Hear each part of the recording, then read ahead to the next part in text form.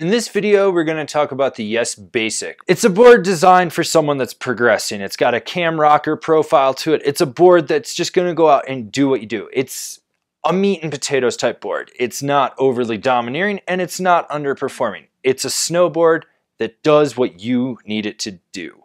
It's a board that is solid for someone just figuring out where they want to go on the mountain, what they're trying to do. Someone that's gotten past that full beginner stage, but is somewhere in intermediate limbo. It's a deck that doesn't have a lot of limitations for the rider it's trying to attract, but if someone from a higher level tries to ride it, yeah, there's going to be some limitations.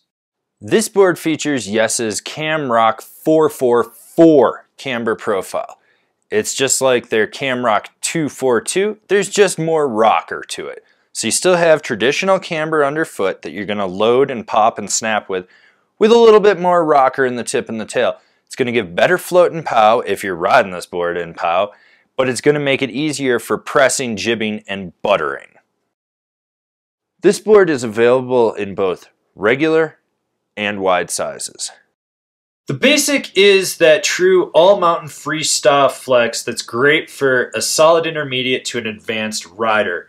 You got more play in the tips. Then right there where the camber meets the rocker is a hinged flex point, and then it stiffens up through the middle with a fair amount of torsional flex. This board is very lively, which means you're going to feel some chatter in it.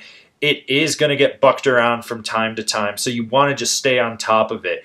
It's not damp, it's not a dead ride, it's just very lively. Right where that rocker meets the camber zone creates a hinged flex point, and when you load the camber zone up and roll back to pop, it's going to initiate and spring right off it. This board has solid snap, it's very easy to engage, and you never have to worry that it's going to suck.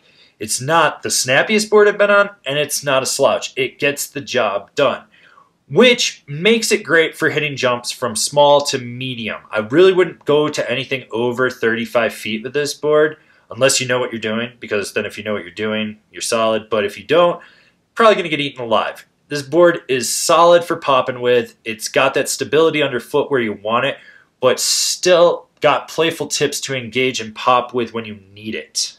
Once again, that hinged flex point is just the sweet spot in this board. You want to leverage your weight out over the tip or the tail right into that rocker and press into it.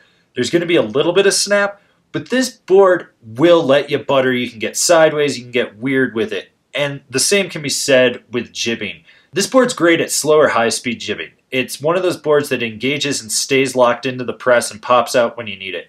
You can get sideways and just know that it's hugging the rail and never worry about it. It's a board for progressing on when you're buttering and jibbing.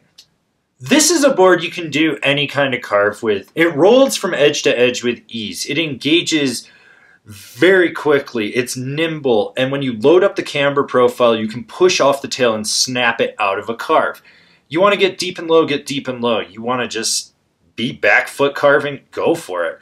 It grips well, especially underfoot. You'll notice that when you're steering, you can drive this board right underfoot instead of out at the contact points in the tip and the tail.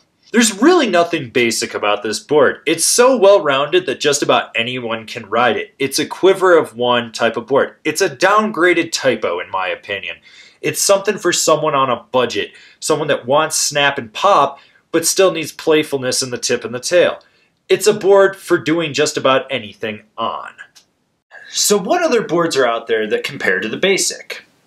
The Ride Machete, the DC Ply, the Rome Agent Alec, the Nitro SMP, the Torsional Jibsaw, the Arbor Relapse. Remember to comment, share, subscribe, and like this video. That way you can see all the relevant or irrelevant snowboarding content that we're putting out for you guys.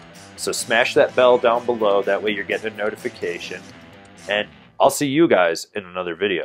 If you've been enjoying all these product reviews and you haven't been buying through our affiliate program, which is down there, why don't you check out our Patreon?